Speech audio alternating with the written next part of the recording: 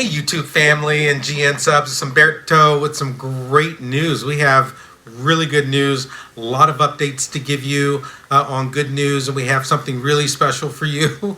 I'm going to give away a free consultation, 30 minutes with me for those of you who make entries. I'm going to show you how to make the entry later in the video, so stick around, okay?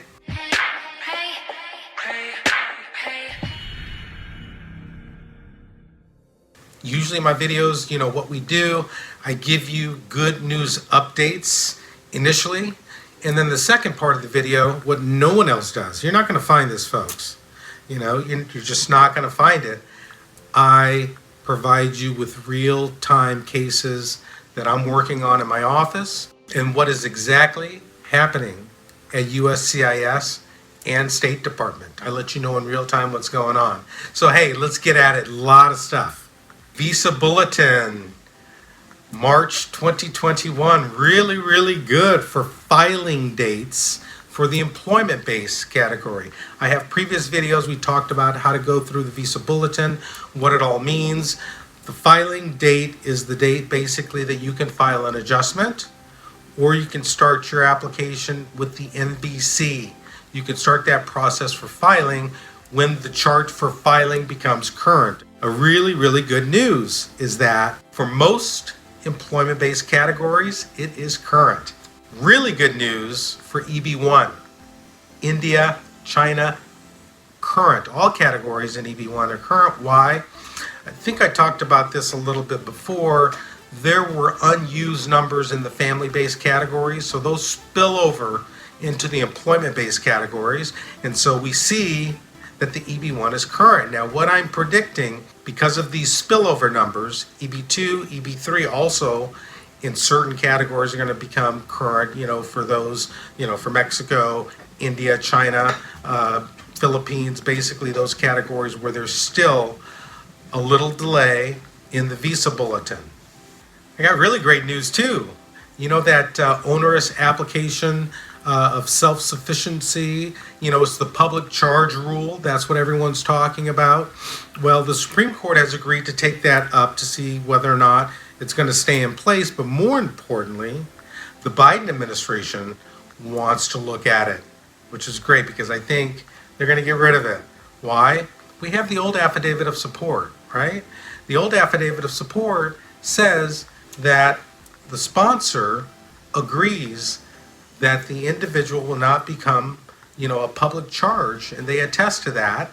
And the affidavit of support is good for 5 years, that the sponsor agrees to reimburse the government if that happens, if there is a case where the individual goes on public assistance. So, I never thought there was a need for that 944. I thought it was onerous. I mean, it is a heck of a big application, but currently, you still need to file that with an adjustment in the United States with an I-485.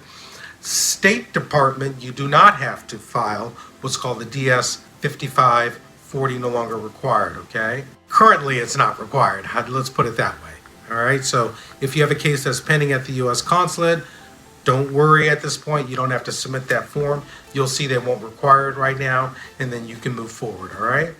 So last video, I did a little prep on, how you can pass either the 2008 or the 2020 Citizenship Test. Well, USCIS has reversed the new test requirements, which is great news. We're going back to 2008, folks.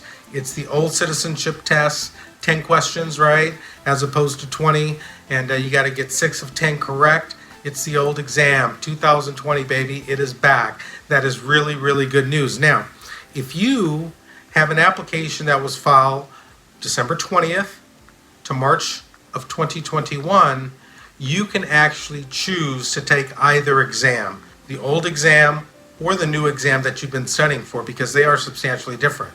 So not all lost if you have not studied for that old exam and you were studying for the new one. No problem if you meet those time dates. But after April of 2021, it will be the old 2008 exam. I got great news. Everyone is talking about that Proclamation 10014 that put a ban on all these family-based petitions on H visas, on L visas, as well as lottery winners. It was a total ban that the prior administration put in place. It was supposed to expire December. He extended it, until March 31st. Well, guess what? The Biden administration has revoked it. It is revoked, no longer in place. Bye-bye. Amazing. So that's really good news. All right, let's talk about some real cases. So I had a client the other day. I am on the phone for the citizenship interview that she had with USCIS. And so actually the officer, I've known the officer for many, many years. My client passed the exam, and so I asked the officer whether or not she'd be sworn in the same day. Now, mind you, this is in Los Angeles. I want to hear from you in your state what's going on with the swearing-in ceremony right after your interview. So what the officer said that what they're doing in Los Angeles today is they are providing, right after the interview, same day, the notice for the swearing in, which will take place 2 or 3 days subsequent to the actual interview. So it's still soon. It's sooner than the usual, 60-day swearing in period, which is really good. The other bit of good news is the swearing in ceremony, at least in Los Angeles. I don't know about the cold states, but at least in Los Angeles, it's going to be outside in the back of the USCIS district office building, and you don't have to wait in line. You just come with your notice, you go back right 5 minutes before the swearing in, and you're good, you get sworn in. So that's a bit of good news.